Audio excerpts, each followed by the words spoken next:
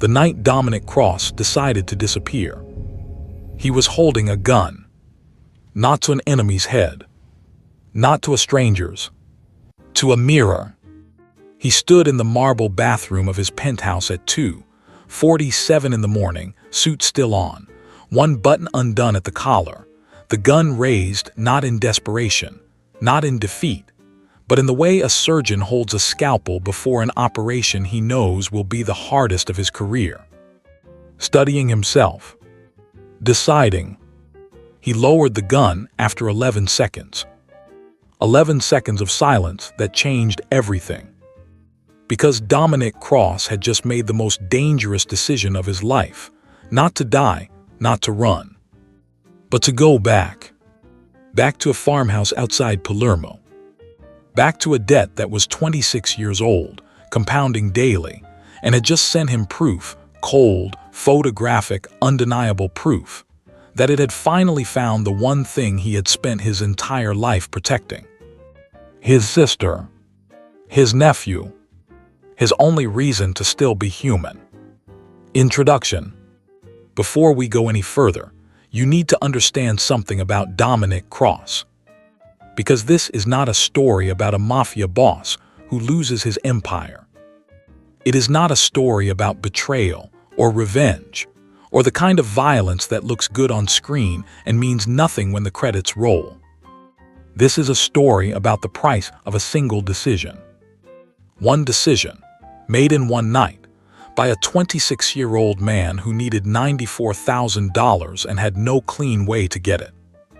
That decision built an empire. That same decision burned it down. And the terrifying thing, the thing that will stay with you long after this story ends, is that Dominic Cross knew, from the very beginning, exactly what he was paying. He just didn't know when the bill would arrive. Now, 26 years later, the bill is here. And it didn't arrive as a threat, or a war, or a rival with an army at his door. It arrived as a photograph of his sister, standing in her bookshop in Lisbon, unaware, completely, catastrophically unaware that the world her brother built to protect her had just cracked open, and that the ghost of a man who was supposed to be dead for 9 years was standing on the pavement outside her window, watching, waiting, sending Dominic Cross a message that no empire, no network, no amount of power or silence or architecture of control could answer with anything except one thing: come alone or lose everything. So that's what he did. He packed one bag, one gun, and 26 years of a secret he had carried like a stone in his chest, the kind of secret that doesn't get lighter with time, only more familiar. And he walked away from the most powerful position of his life. Not because he was forced to, but because some debts can only be paid by the man who created them. No proxy, no lieutenant, no system. Just him. This is that story. And I promise you, it does not end the way you think.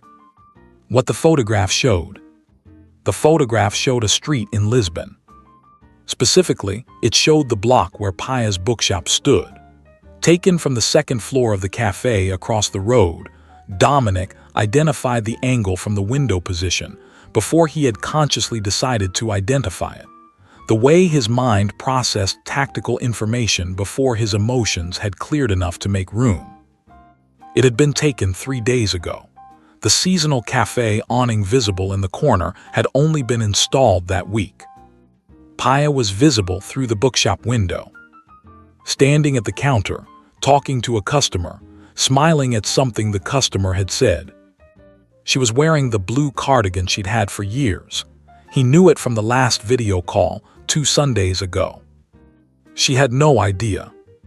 She was completely, absolutely unaware that the entire architecture of safety her brother had spent 23 years constructing had developed a fracture at its foundation. In the bottom corner of the photograph, slightly soft-focused but unambiguously deliberate, a man on the pavement below the cafe, not looking at Paya, not looking at the bookshop. looking directly into the camera, as if he knew the photograph was being taken and wanted to be seen in it.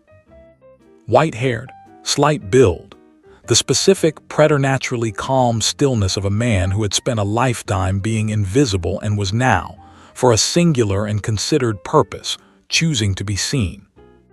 Dominic Cross had met this man once, 26 years ago, in a farmhouse outside of Palermo. His name was Victor Lane. His obituary had run in a Marseille newspaper 9 years ago. Dominic had read it. He had, on some level, the level where hope and analysis blurred dangerously, needed to read it. He should have attended the funeral. He should have looked at the body. He had not. This was the single greatest professional error of his life, and he had known it, quietly, in the place where the things you don't say to yourself still somehow get heard, for 9 years.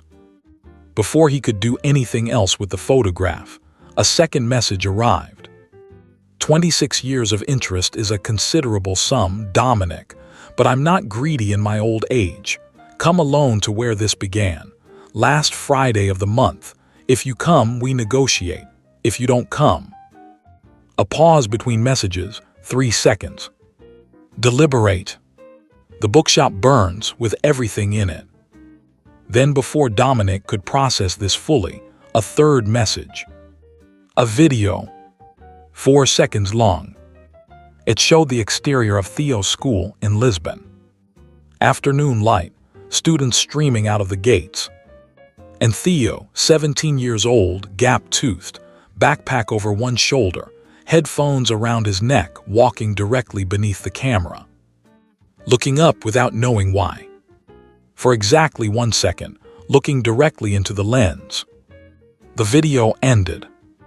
Dominic Cross put the phone face down on the desk. He placed both hands flat on the mahogany surface. He breathed once. Then he stood up, removed the sealed black envelope from behind the bookcase panel, and sat down with it in the dark. And for the first time in 11 years, he allowed himself to remember everything about the night in 1998 that had made this moment inevitable. The debt, the full truth. Here is the thing about the worst decisions you make in your life. They almost never feel like the worst decisions when you're making them. They feel like the only decisions. They feel like the narrow gate between one version of reality and another, and you move through them not with the dramatic weight of someone who understands the consequences, but with the urgent, tunnel-visioned momentum of someone who has no other available option and knows that stopping to think is itself a form of catastrophic failure. Dominic Cross was 26 years old. His mother, Alina, was dying by degrees in a city that was doing its bureaucratic best to manage her deterioration with the resources it had, which were insufficient in ways that the doctors communicated through careful, compassionate language that Dominic translated without difficulty into. We are not going to save her with what we have. The surgery she needed was real. The specialist, Dr. Hendrik Vale, Private Cardiac Institute in Geneva, was real. The price was $60,000 to $90,000, which was, at that moment in Dominic's life, as astronomical as 60 to 90 million. He had one contact operating at that level. Victor Lane. The meeting happened on a Tuesday evening in the back room of a restaurant that didn't exist on any public record, in the way that certain rooms exist, by general knowledge among a specific class of people, without the need for documentation. Victor Lane was 53 years old then, compact, white-haired even at that age, with eyes that moved across a room the way a sonar ping moves through water, quick, complete, recording everything. He was not affiliated with any organization. This was what made him dangerous in a way that affiliated men were not. Organizations had rules, hierarchies, internal politics that could be navigated. Victor Lane had only his own calculus, and that calculus was known to precisely no one. He listened to Dominic's proposal, the situation, the need, the offer of one job in exchange, with an attention so complete and so still that it felt almost medical, like being examined. Then he said, "You're not asking me for money, Dominic. You're asking me to own something of yours. Do you understand the distinction?" And Dominic, 26 years old with his mother's surgical consult scheduled and the clock running, had said yes. Victor named the number, $94,000. Dominic would understand years later the precision of this. Victor had known before the meeting exactly what Alina's surgery cost. He had researched it, calibrated it, designed the offer so that it covered the need and nothing more. Nothing extra for contingencies. Nothing that would give Dominic leverage over his own situation. The number was a lock and Dominic was the key. And neither of them stated this in those terms because stating it in those terms would have required both men to look directly at what was happening. And Victor had enough experience with desperate people to know that the transaction moved more efficiently when the desperate person maintained a degree of comfortable ambiguity about its nature. The job: deliver a package to a farmhouse outside Palermo. In person. Confirm delivery by phone. Tell no one. The package, the size of a large hardcover book, brown paper wrapping, nothing visible on the outside to indicate its contents. Dominic drove to Palermo on a Wednesday night with the package in the passenger seat and the surgical consult date in his mind, and the specific, practice not thinking of a man who has made a decision and is now in the mechanical process of executing it and knows, somewhere beneath the mechanics, that stopping to examine the package would produce information he has implicitly agreed not to have. He delivered it. He drove home. Alina's surgery was Friday. It was a success. The information began arriving 11 days later, the way water finds a crack, not all at once, not through any single catastrophic revelation, but through the accumulation of small signals in the news, in conversations at the margins of Dominic's work, in the careful silences of people who usually spoke freely. A federal prosecutor named Carla Montes had vanished. 11 members of an Eastern European syndicate had been killed in 2 coordinated operations, Milan and Hamburg, within 72 hours of each other. The operations had the unmistakable signature of prior intelligence, exact locations, current travel routes, updated security arrangements. Someone had fed the operators perfect information immediately before the strikes. The Italian anti-organized crime unit announced the loss of a classified database, informant identities, protected witness locations, pending indictments, 4 years of covert investigation. A database, stored on a drive, the size of a large hardcover book. Dominic sat with this for 48 hours. Alone, in the apartment, with the television off and the phone unanswered and the clarity, that brutal, ungameable clarity, assembling the geometry with the patience of a man who already knows the answer and is simply making himself look at it completely. He had not known. He had not asked. He had carried the weapon across a border and delivered it to a gate and confirmed delivery by phone, and the distinction between those two things, not knowing and not asking, had seemed, in the moment, like a kind of innocence. It was not. Not asking was a decision. Not asking was a choice made in the space where the cost of knowing had been calculated and found prohibitive. Not asking was the most expensive form of cowardice available to a man of intelligence, the kind that lets him maintain a surface narrative of ignorance while understanding, at the level where the deepest truths are kept, exactly what he has participated in. 11 people dead. A prosecutor disappeared. An investigation destroyed. And Alina Cross, recovering in a Geneva cardiac ward, asking her son if he was all right because he'd gone quiet, and she'd always been able to tell. He had told her he was fine. He had held her hand. He had looked at her face, at the color returning to it, at the specific, irreplaceable quality of a person still alive who might not have been. And he had done the thing he would spend 26 years paying for. He had decided in that moment that it was worth it. He had been right and he had been catastrophically wrong. And both of these things had been true simultaneously for 26 years. And the impossibility of reconciling them had become, over time, the structural fact of his interior life, the load-bearing wall of the man he had become. Victor Lane reached out 2 years later. Not with demands, not with instructions. With a document. A single page through an untraceable channel, the delivery record in Dominic's name, the phone log, the photograph of the farmhouse exterior with a timestamp. No message. Just the document. Just I have this, it exists, act accordingly.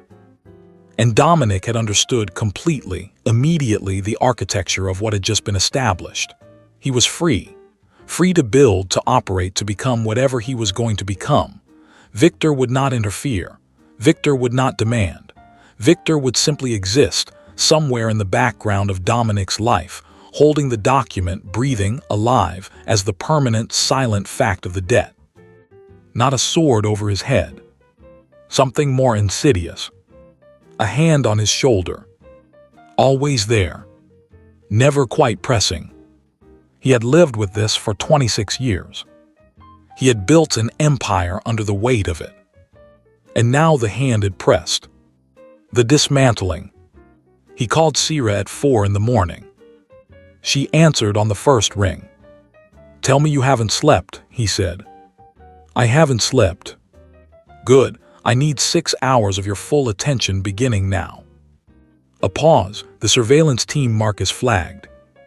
"Connected." "How deep?" He was quiet for a moment. Harlan Webb. The silence on Sira's end lasted exactly 3 seconds. The silence of a person absorbing a significant piece of information, ordering it, and returning to operational function. "What do you need?" she said. This was why Dominic trusted her above everyone else alive. Not the competence, he had competent people. The refusal to make the moment about anything other than the problem. No exclamation, no performance of shock, no wasted seconds on reactions that didn't serve the situation. Sira Voss processed and moved, every time. "Full operational transition," he said. "Everything I've been keeping current in the succession documentation becomes active. You take authority, formally, completely, by Friday evening." Another pause. "And you?" "I'll have a conversation that needs to happen, then I come back." The qualifier in that sentence, Sira said carefully, is doing considerable work. "It's managed," he said. It was almost true. "Is it?" Not a question. An observation that landed like a scalpel. "Sira." "Yes." "I need you to hear something." She went very quiet. In the secondary envelope in the right lower drawer, the one sealed, the one I've never asked you to open, there are 2 sets of instructions. The first set is for if I come back. It's a structural adjustment to how we operate going forward. He paused. The second set is for if I don't. Dominic. The second set will make sense when you read it. Everything is accounted for. Everyone is provided for. He paused again. Theo's letter is in there. Don't read it. Just make sure it gets to him. Sira made a sound barely audible, controlled immediately. That was the most emotion he had ever heard from her. "You're going to come back," she said. Her voice was completely steady, but the steadiness now was the kind that required work. "That's the plan," he said. "Plans are what you make before contact. What you do after contact is what defines you. Don't philosophize at me at 4 in the morning. Get some coffee." "I have coffee. I had coffee before you called because I knew you were going to call because I have worked for you for 12 years, and I know what the silence before the storm sounds like." He almost smiled. "Sira." "Don't thank me," she said. "Just come back." He hung up. He then spent 4 hours on the phone, in a specific sequence, speaking to each member of his senior structure, 6 conversations, each calibrated precisely to what that person needed to hear, what they needed to understand, and what they needed to believe was happening. Not lies exactly. Selective truth. The framing of a temporary operational shift in language that would allow each person to function at full capacity without the weight of knowing that their principal might not return. He was not protecting them from the information. He was protecting the operation from the information. Then Marcus.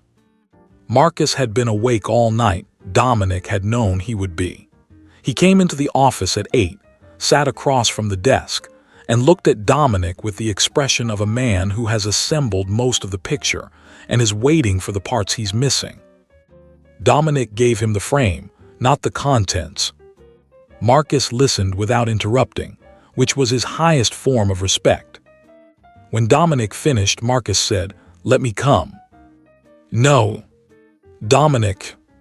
"No, Marcus." He held his gaze. "This started before you were part of my life. The ending belongs to the same people the beginning belonged to." Marcus's jaw was tight. "That's—" "I know what it is," Dominic said. "I know exactly what it is. And I need you here in this building, running this operation, making sure that everything I'm about to go protect is still standing when I get back." A long silence. "If you're not back by Saturday noon," Marcus said with a quiet, absolute finality that was not negotiable, and both of them knew it, "I'm coming, with everyone available. I don't care what the instructions say." Dominic looked at him. "I know," he said. And then, because it was the truest thing he had to offer, "That's the only reason I can leave." He packed one bag. One change of clothes, his passport, the real one, the third phone, one gun, a compact piece he'd carried 9 years, accurate at range, reliable under stress, never once fired in anger, and he intended to keep that record intact if the conversation at the farmhouse allowed. And the contents of the black envelope, now open, organized into 2 stacks with the specific, clean efficiency of a man who has decided that clarity is its own form of courage. He stood in the doorway of his office for 30 seconds. The green lamp, the mahogany desk, the maps and monitors, and the accumulated architecture of 26 years. He was not sentimental about places. He was, in this moment, something else. He was aware of the weight of what he'd built, and the weight of what he'd sacrificed to build it, and the impossible, human, ungovernable truth that you can know the cost of something completely and still not know, until the last moment, whether you'd make the same choice again. He turned off the lamp. He walked out. The road and the revelation. He drove south through the night, and he thought, with the unimpeded clarity that long roads provide, about the nature of debts. Financial debts are simple. They have a principal, an interest rate, a term. They end. You know when you've paid them. There's a document, a notation, a moment of closure that is procedural and complete. The other kind, the moral kind, the human kind, the debts incurred not through transaction, but through action and its consequences. These do not have terms. They do not have interest rates that cap out. They compound in ways that cannot be predicted and cannot be calculated, and the settling of them, when it finally comes, looks nothing like the clean closure of a financial instrument. It looks like a farmhouse. It looks like an old man in the evening light with documents in his hand. It looks like whatever happens next. He called Paya at 11 p.m. She answered warmly, surprised by the timing. He was a Sunday call man, habitual as weather, and he let her talk. About the shop. About a new section she was organizing. About Theo, who had submitted a short film to a youth festival and was pretending not to care about the outcome while demonstrably caring enormously. "He got that from you," Paya said. "The pretending not to care. You both do it exactly the same way." Dominic said nothing for a moment. "Is that obvious?" he said. "To me," she paused. "Dom, are you all right?" I'm fine, he said, automatic, 23 years of practiced reassurance. Don't do that, she said. He stopped. Don't say, I'm fine, in that specific voice. That means I am categorically not going to discuss whatever is actually happening. Her own voice was gentle but direct. You've been using that voice since you were 19 years old, and I've been letting you use it for 23 years, and I'm telling you now that I'm tired of it. The road stretched out in the headlights. Paya, he said.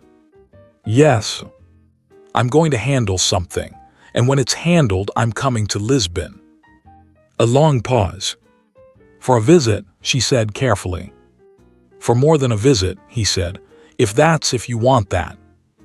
The silence was full this time, not empty, full. Theo wants to show you his film, she said finally. Her voice was doing something it rarely did. He's been wanting to show you for weeks. He just doesn't know how to ask. Tell him I'll be there, Dominic said.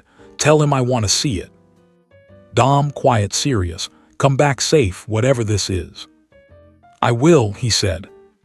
He drove with the window down for a while after the call, the cold night air moving through the car, and he allowed himself one thing that he almost never allowed. The feeling, simple and ungovernable, of wanting to be somewhere specific. He wanted to be in Lisbon. In a bookshop, watching his nephew explain film to him. He drove faster. He was 40 minutes from the farmhouse when his phone rang. Not the third phone. The encrypted operational line. Sira, I need you to pull over, she said. Her voice had the specific quality of someone delivering information they have verified thoroughly before communicating, because the information is the kind that, once said, cannot be unsaid. He pulled over. Talk, he said. We identified the Luxembourg entity, she said. The one from the external party's documentation. We ran it back through 6 layers. And Dominic, she paused. The ultimate beneficial owner is not Victor Lane. He went still. Who is it? He said. A consortium, 3 individuals. She listed the names. The silence that followed was long. Because Dominic Cross knew those names. Every person with any knowledge of European institutional power knew those names. They were not criminal names. They were not names associated with anything outside the boundaries of complete, decorated, celebrated institutional legitimacy. They were the names of men who gave speeches at international forums, who were photographed with heads of state, who had foundations and prizes and honorary degrees from universities on 3 continents. They were also, Dominic now understood, the men who had commissioned the package in 1998. Not through Victor Lane as an independent contractor, using Victor Lane as a layer of insulation, which meant the database, the informant exposures, the operations in Milan and Hamburg. These had not been a criminal enterprise. They had been an institutional one, authorized at some level, by people who then spent the next 26 years accumulating exactly the kind of reputation and influence that made the possibility of their involvement unthinkable. And Victor Lane, who had held the record of Dominic's involvement all these years, had also, presumably, held the records of their involvement, which changed the geometry of everything. Victor isn't coming after me for the organization, Dominic said slowly, working it through. He's coming after me for them. That's my read, Sira said quietly. They found out he was alive. They pressured him to surface me, to use me as a mechanism to acquire clean infrastructure they can run money through. He paused. I'm not the target, I'm the tool. Again. Yes, Sira said. A long silence. This changes the conversation at the farmhouse, Dominic said. Significantly, Sira agreed.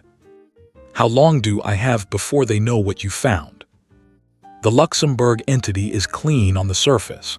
They won't know we've cracked the structure for at least 72 hours, assuming they have standard monitoring. Good. He was already in motion internally, the analysis running, the contingencies assembling. Sierra, there's a second envelope in the bottom drawer, not the black one, the gray one. He paused. I need you to open it. Now. Now.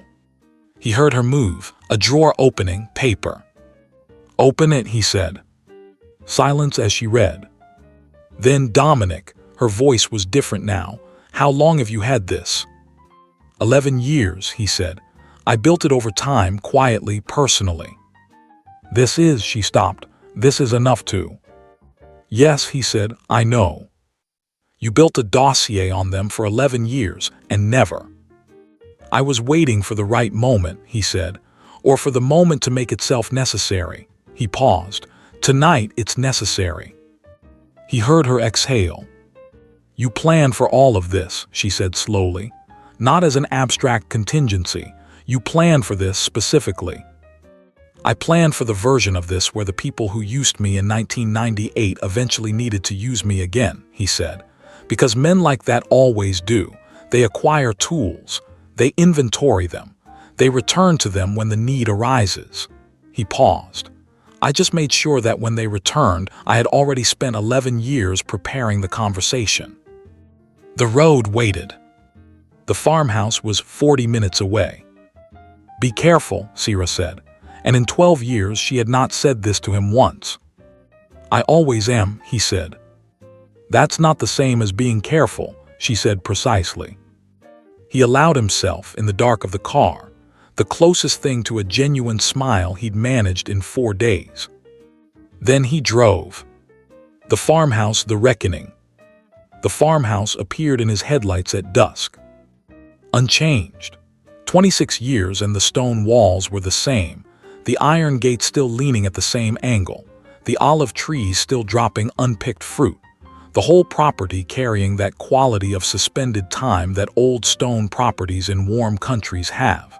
As if the building has simply decided that decades are not particularly interesting and has continued in its own preferred reality regardless. He parked outside the gate. He sat in the car for 60 seconds. Not in hesitation, but in the specific, deliberate preparation of a man who is about to enter a situation and wants his mind completely clear when he does. He got out. He walked through the gate. 2 men materialized from the shadow of the building's western wall, professionals, positioning correct, visible because they intended to be visible, which communicated that they were not all of Victor's security presence, merely the portion he wanted seen. Dominic walked past them without altering his pace. Victor Lane was on the front steps. Older than the photograph, closer up. The white hair had thinned. The hands resting on his knees were the hands of a man in his mid-70s, with the specific, papery fragility that surprised people who'd known someone as formidable and forgot that the body proceeds on its own schedule regardless of the mind's reputation. But the eyes were exactly the same. They moved across Dominic with the same sonar quality, quick, complete recording, and then settled with the patience of someone who has been doing the final calculation of a very long sum and has already seen the answer. You look well, Victor said. You look alive, Dominic said. I'll need a minute to get used to that. Something in Victor's expression shifted, almost barely, the ghost of appreciation for the precision of this. Sit down, Victor said.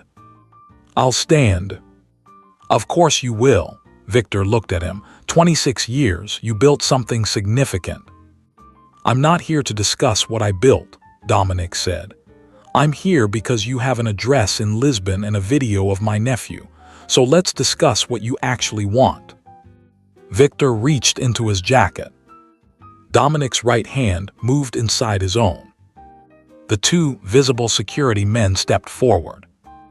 Marcus Hale, from the shadow of the olive trees to Dominic's left, said, "Gentlemen," 1 word, with a quality that stopped both men precisely as effectively as a raised weapon would have, and did it cleaner. Dominic had told Marcus not to come. Marcus had come anyway. Dominic did not look at him. He filed the information, felt something he wouldn't name, and kept his eyes on Victor. Victor, who had also registered Marcus, looked at Dominic with an expression that was the first unguarded thing he'd shown. "You told him not to come," Victor said. "I did," Dominic confirmed. "He came anyway." "He did."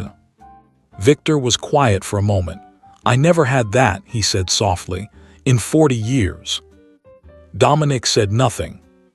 Victor produced the transfer document. Dominic took it, read it without looking away from Victor, then looked down.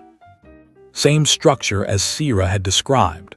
The Luxembourg entity, Cross and Meridian's primary holdings, a legal instrument constructed with real sophistication. He looked up. "You know I've cracked the Luxembourg entity," he said, not a question.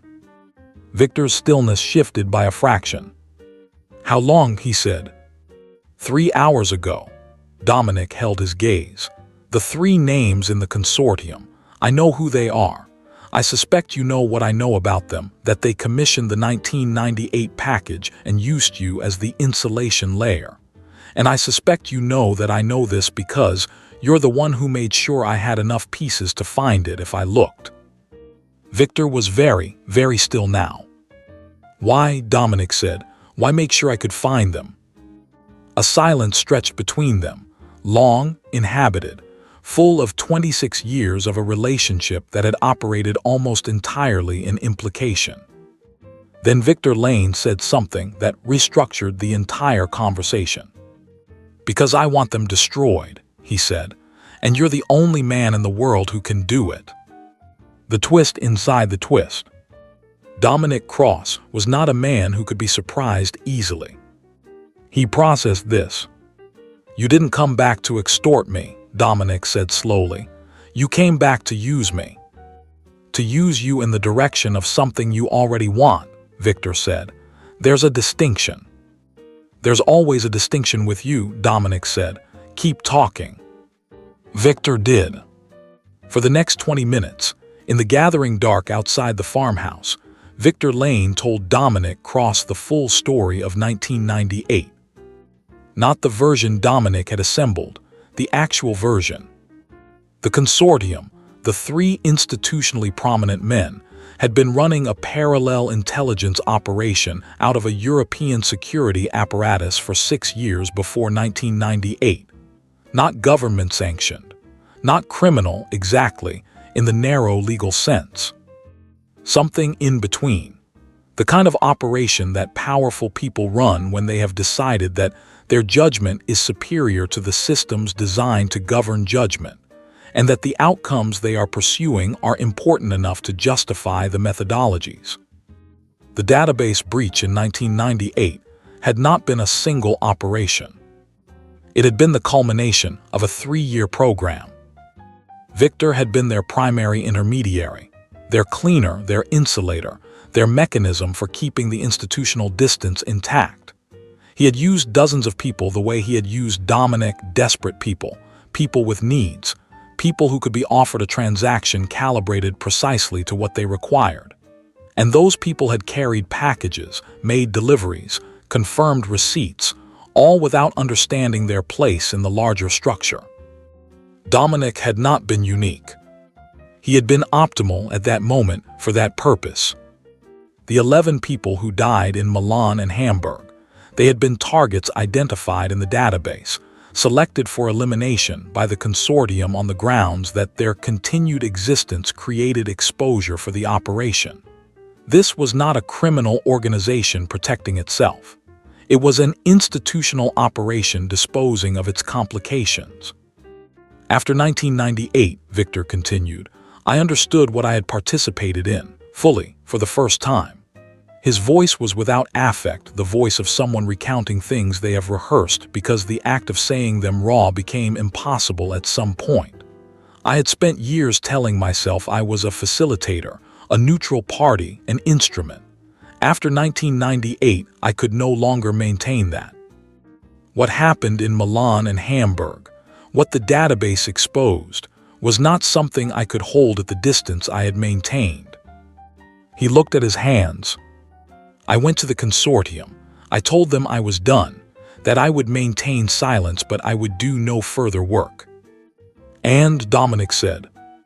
They arranged my death, Victor said simply, quite efficiently.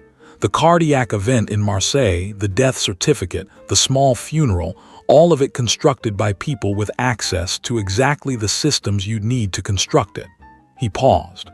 I found out 4 days before it was scheduled to happen. I had enough of my own resources to disappear first. 9 years ago, Dominic said. 9 years ago. Why resurface now? Victor looked up. Because my son is dying, he said, and the consortium is still operating, and they have been using the infrastructure I built, using people I recruited, using methods I established for 9 years since my disappearance, with no one who knows the full architecture able to expose it. He paused. I have everything, every record, every operation, every name, 20 years of documentation. He reached into his jacket again, slowly, and this time produced not a document but a small encrypted drive. This ends them, he said, not damages them, not inconveniences them, ends them, criminal prosecution on 3 continents minimum, the kind of exposure that cannot be managed or contained. He held it up. But I cannot place it. I disappeared 9 years ago. I am legally dead. If I resurface, I am immediately a target and I will not survive long enough to place the material effectively. He looked at Dominic. You can place it. Silence. The photograph, Dominic said. My sister, the video of Theo. Leverage, Victor said without apology. To get you here, to get you to this conversation. You threatened my family, Dominic said. Quiet. Steady. With the specific, cold quality that Sierra Voss had once described to a new recruit as the sound of a decision that has already been made. I threatened the idea of your family, Victor said. The photograph, the video, no one approached them. No one has been within 100 meters of them. The surveillance was clean and the threat was the threat. Your family was never in actual danger. You made me believe they were, Dominic said. Yes. And if I'd come here with a different response than the one I have. I gambled that you wouldn't, Victor said. I've been watching you for 26 years, Dominic, not continuously, not obsessively, but I have watched you build something, and I have watched how you build it. And the man I watched building it was not going to arrive at this farmhouse prepared only for violence. He paused. I was right. The silence was enormous. Dominic looked at the drive in Victor's hand. He looked at Victor. The transfer document, he said. A mechanism to get your attention, Victor said. I never intended to execute it. It would have exposed your organization and served no purpose beyond that. I have no interest in your organization. My nephew, Dominic said, the video was taken by a surveillance operative who has been standing down since the moment you left your city. Victor held his gaze. I know what you did with Harlan Webb's daughter. I know you identified the breach and moved on it within 24 hours. I know the kind of man you are, Dominic. That's why I'm handing you this. He extended the drive instead of taking it to my grave. Marcus had moved from the shadow of the olive trees and was now standing 5 feet behind Dominic's left shoulder. The 2 security men had remained where they were. The evening air moved through the olive trees. Dominic looked at the drive for a long time. If I take this, he said, and I place it, the exposure is real. The 3 men in the consortium will understand immediately that the material came from someone with access to the full architecture. They will know it wasn't you because you're dead. They will conclude it was me. Yes, Victor said. This becomes my war. It has been your war, Victor said quietly. Since 1998, you simply haven't been fighting it. Dominic was still. And then, from somewhere that was not analysis, not strategy, not the architecture of a man who plans everything and controls everything, and has contingencies for his contingencies. From somewhere older and simpler than any of that, he said. The 11 people, Milan and Hamburg, were any of them innocent? Victor was quiet for a moment. Most of them, he said. They were informants, witnesses, people who'd cooperated with investigations, people who were in the database because they trusted the system. He paused. People like your mother trusted systems. The comparison landed with the precision of a scalpel. Dominic reached out and took the drive. He held it in his palm for a moment. This small, cold, dense thing. This 20-year record of institutional violence conducted by men whose names were associated with prizes and speeches and foundations. He closed his hand around it. The bookshop, he said. My sister, if there is ever again a moment where her name is in anyone's mouth in any context connected to me. There won't be, Victor said. Victor, he said the name with the weight of 26 years and the specific quality of a man who does not make threats because threats are what you make when you're not sure of your ability to execute, and Dominic Cross had never been unsure. I know you heard me. Victor held his gaze. I heard you, he said. Dominic turned toward the car. He had gone perhaps 10 paces when Victor's voice stopped him. She's alive, Victor said. Dominic stopped. Carla Montes, the prosecutor. Victor's voice behind him had shed the last of its performance. It was simply a man's voice now, tired, old, saying a true thing in the dark. She was not killed. She disappeared herself. She'd been planning it for months, suspected the breach was coming, used it as her own exit. She's been in northern Portugal for 26 years. She has children. She's well. A pause. I let you believe she was dead. It was useful to me. Another pause. It wasn't true. The farmhouse, the olive trees, the evening. 26 years of a wait that had one specific, irreducible center. A woman's name in a newspaper headline, and the belief that his delivery had made her death possible. That center had just been removed. The weight did not disappear, but it changed. It became something he could look at differently. Not forgiveness, he wasn't there yet and might not get there, but something adjacent to it, the first condition of it, the door opening just slightly on a room he'd kept sealed. He kept walking. He did not look back. Marcus fell into step beside him. They walked to the car in silence.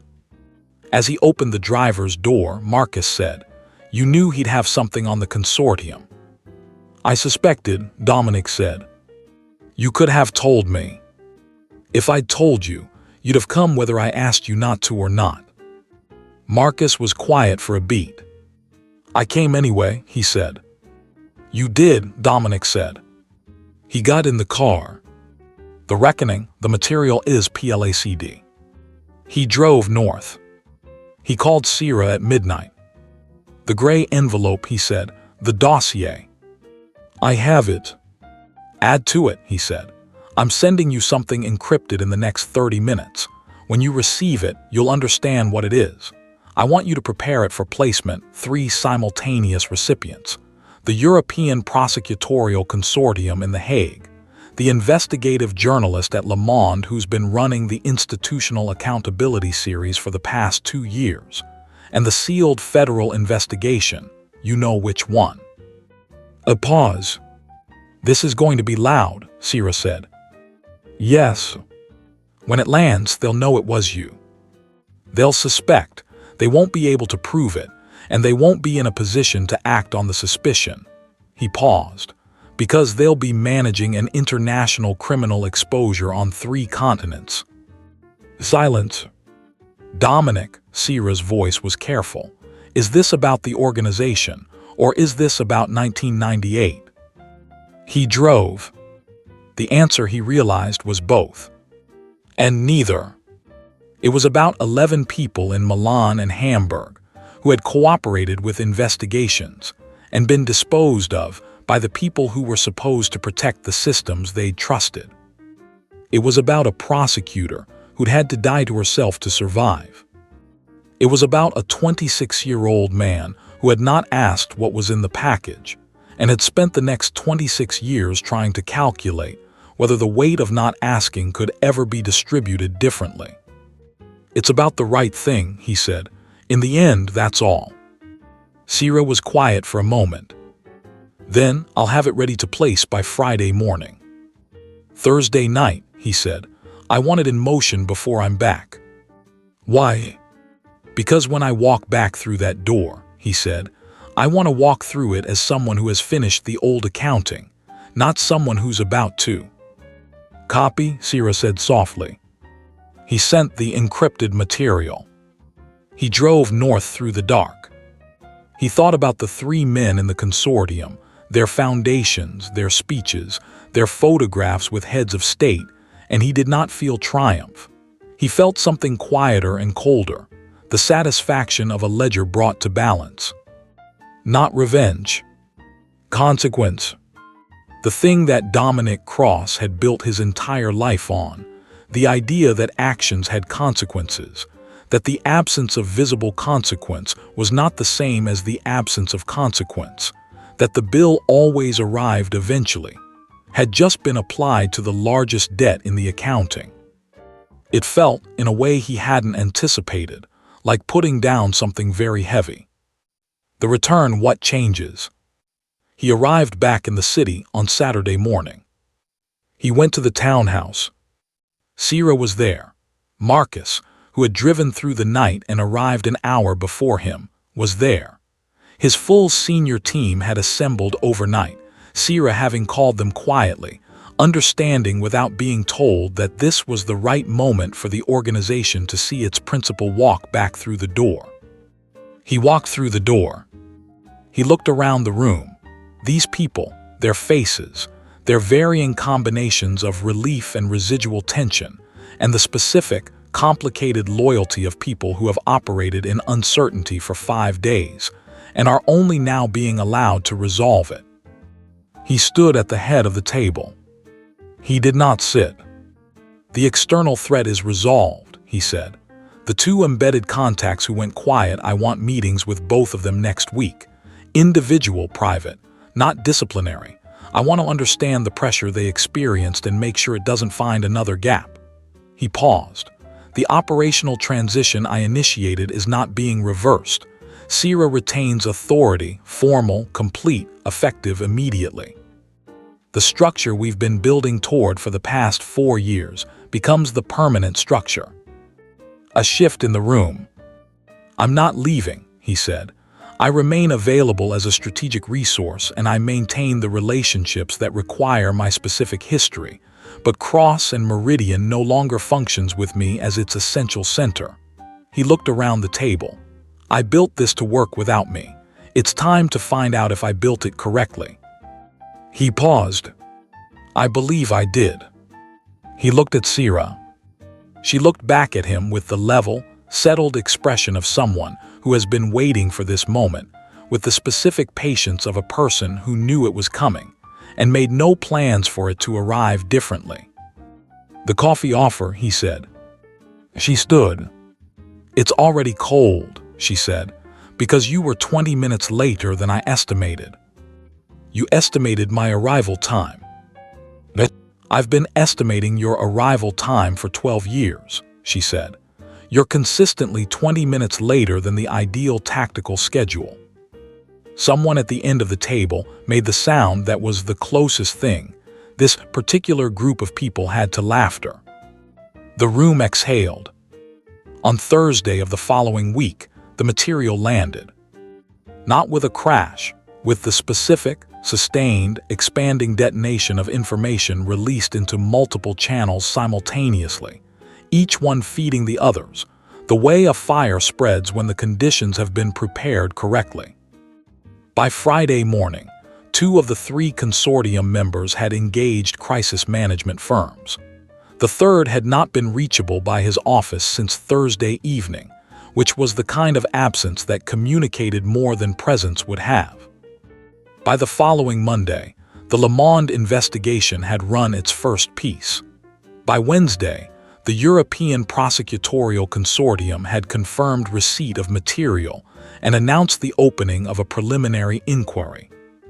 3 weeks later, 2 of the 3 men had been forced to step down from institutional positions. The machine was in motion. Dominic Cross read the news in his office on a Tuesday morning, behind the mahogany desk, under the green lamp. He read it once. He closed the browser. He picked up the book he'd been reading. He did not feel the triumph he might have expected. He felt instead something he recognized from a long time ago, from the waiting room in Geneva, holding his mother's hand, watching color return to her face. The feeling of a cost that had been worth something. Not justified. Not resolved. Worth something. That would have to be enough. He thought it might be. Lisbon. He arrived on the second Saturday of April.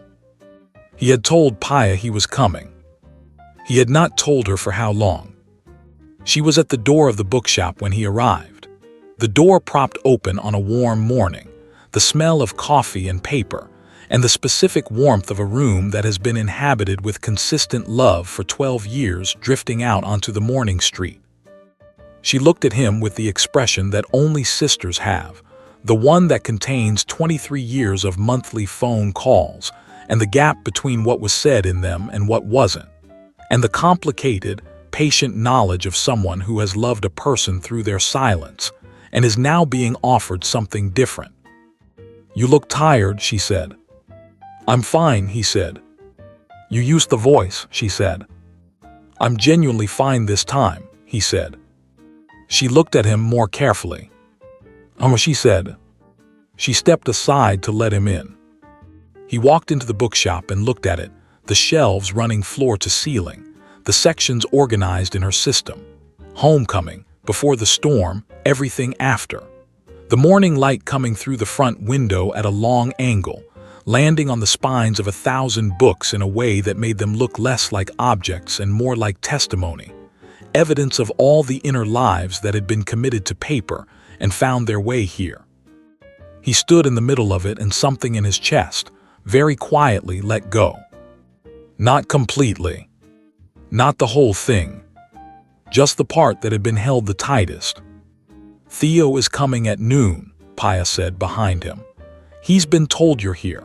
He has been trying since I told him to find a version of arriving that does not look as excited as he actually is." Dominic turned. "How's he doing?"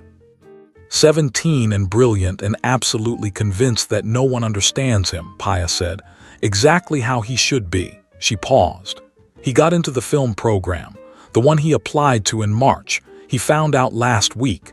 He hasn't told anyone yet except me." She paused again. "I think he's been waiting to tell you." Dominic was quiet. "Paya," he said. "Yes." "I'm sorry," he said, "for the distance. The way I structured things, I told myself it was protection." "It was protection," she said simply. "It was also absence," he said. She looked at him for a long moment. "Yes," she said, "both things were true." Silence. "I'm working on the second one," he said. She crossed the room and she put her arms around her brother, this large, careful, quiet, dangerous, exhausted, present man, and held on, in the way that people who have been waiting a long time hold on when the thing they were waiting for finally arrives. He stood in the middle of her bookshop, and he let himself be held, which was, in its way, the hardest thing he had done all week. And the most important. Theo arrived at 5 past noon, wearing headphones around his neck, and pretending to be casual with the specific, transparent effort of a teenager who has been thinking about this moment for a week, and has not yet learned to conceal enthusiasm convincingly.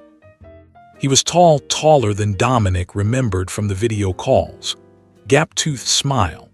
Dark eyes with something in them that Dominic recognized from his own mirror and from old photographs of his mother. A constant, low-grade attention to everything. The look of a mind that never fully turns off. He stopped in the doorway of the bookshop. "Hey," he said, with studied casualness. "Hey," Dominic said. A pause. "Mum said you wanted to see the film," Theo said. "I did." Another pause. The studied casualness was already beginning to dissolve at the edges. It's 22 minutes, Theo said, and the sound mix is still rough in the second act, so there's a section where the ambient audio. Theo, Dominic said. Theo stopped. I want to see it, Dominic said. All 22 minutes, sound mix and everything. Theo looked at him. And then the gap-toothed smile appeared, unguarded, genuine, the smile of someone who has been given exactly what they needed without having to ask for it. And it was the most purely human thing Dominic Cross had seen in as long as he could remember, and it hit him in a place that no gun, no threat, no 26-year debt had ever reached. They watched the film on Paya's laptop on the bookshop counter. Dominic watched in silence. The film was extraordinary. It was rough in places, ambitious in ways that occasionally outpaced the technical means available to a 17-year-old with a borrowed camera and editing software, and the specific, ungovernable vision of someone who sees the world cinematically before they see it any other way. But it was extraordinary. When it ended, Dominic was quiet for a moment. The shot in the 4th minute, he said, the one from below the bridge, whose idea was that? Theo blinked. Mine, I wanted the perspective too. It's the best shot in the film, Dominic said. That angle creates a visual argument for the whole second act. Did you plan that? Theo was staring at him. Yeah, he said slowly. I mean, I thought about it. I wasn't sure if it worked. It works, Dominic said. A pause. Uncle Dom, Theo said carefully, do you actually know about film? Dominic looked at him.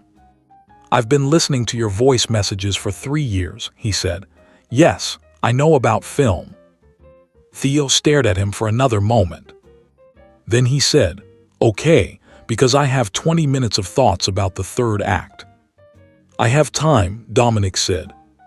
And he did. For the first time in longer than he could precisely recall, longer than the drive south, longer than the drive north, longer than the years of managing and calculating, and structuring the architecture of a life designed to be everything except present, he had time. He stayed for 14 days. Not 11 this time. 14. What survives? Cross and Meridian operated for 3 more years under Sierra Voss's authority before beginning a process of deliberate, methodical dissolution. Not collapse, not exposure, but the kind of careful unwinding that takes complex structures apart piece by piece, converting them into forms that can exist in the light. It took 6 years in total. Sierra managed it with the same precision she brought to everything. 2 of the embedded government contacts during this period became genuine, formalized assets of legitimate law enforcement, relationships converted over time from shadow to structure. 3 of the port operations were absorbed into legitimately operating logistics companies. The equity firms continued operating. Dominic Cross remained a strategic resource and a relationship manager until the end of the 3rd year, and then, by mutual understanding with Sierra, became something closer to an advisor, and then something closer to a name on a contact list, and then something that was its own category entirely. He was in Lisbon mostly. He was at the bookshop. He was at dinners, at film screenings, at the kitchen table of a house that smelled like books and coffee, and the particular domestic warmth of people who have decided to be present for each other. He kept his gun. He kept the 3rd phone. He kept the habit of sitting very still in rooms and understanding them completely. These things did not go away. They became, simply, attributes of a man rather than tools of a machinery. The consortium's exposure took 4 years to fully resolve, slower than Dominic had projected, because institutional power of that magnitude does not fall quickly, and the men who had built it were skilled, connected, and had access to resources that could delay what could not prevent. But the delay was the whole of what they could manage. By the 4th year, 2 of the 3 were in proceedings they could not escape. The third had reached an arrangement with investigators that required, among other things, the full disclosure of operations going back 20 years, including 1998, including the farmhouse outside Palermo, including the identity of the person who had delivered the package. Dominic received a visit from two investigators on a Tuesday afternoon. He met them in the townhouse, not his operational office, which had been decommissioned, but the building's small front reception room, which looked exactly like a boutique investment firm's meeting room, because that's what it was. The investigators were professional, thorough, and clearly aware that the conversation they were conducting was one they had prepared for carefully. He cooperated fully, within the agreed parameters, with the benefit of legal representation that Harlan Webb, retired, reconciled, operating at what he described as the most useful stage of his career, had helped him construct.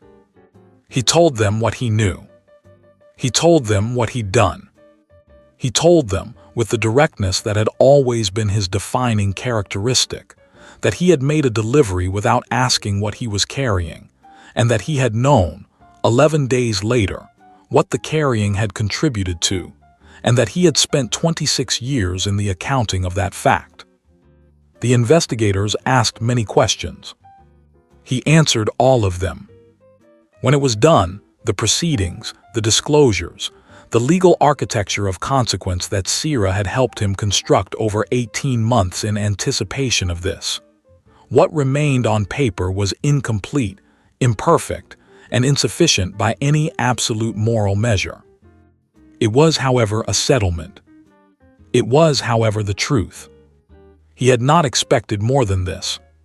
He had not expected less.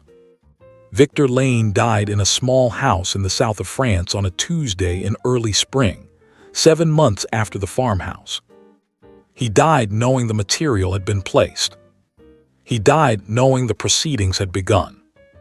Whether he died at peace was not something Dominic could know, and was not something he spent time speculating about. What he knew was this: Victor Lane had spent 40 years building something in the shadows and had spent the last 9 years of his life, hidden, legally dead, watching from a distance, trying to dismantle it. And he had found, at the end, the one person capable of helping him. There is something in that. Not redemption exactly. Something older than redemption. Completion. Daniel Lane in Marseille received 2 things in the same week. The first, the results of his 11th month of experimental treatment, which his specialist described, carefully, measuredly, with the particular caution of someone who has learned not to make promises to people who have survived their projected terminus, as significantly better than the most optimistic projection. The second, a letter. No sender name, south of France postmark. He read it on his balcony in the morning. He read it 4 times. He sat with it for a long time. He wrote back. The letter he wrote back was addressed to a postbox in the south of France that did not receive it in time for its intended recipient. But a copy of it reached, through a channel he would never trace, a man in Lisbon sitting at a kitchen table with a cup of coffee and the particular morning light of a Portuguese spring through the window. The man read it once. He folded it. He put it in the inside pocket of his jacket, against his chest. He took a long sip of his coffee. Outside on the street, someone laughed at something, a passerby, ordinary, unconnected, a person in the middle of their own unremarkable morning. The sound came through the open window and dissolved in the room. The man sat with his coffee and the letter against his chest and the morning around him, and he was, in the precise, irreducible, non-transactional sense of the word, present. Not happy exactly.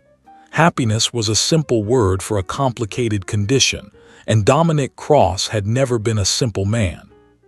But present. Here, in a city he had chosen. In a life he was, for the first time, building with his hands open instead of closed. That was enough. That was, he thought, the whole of it.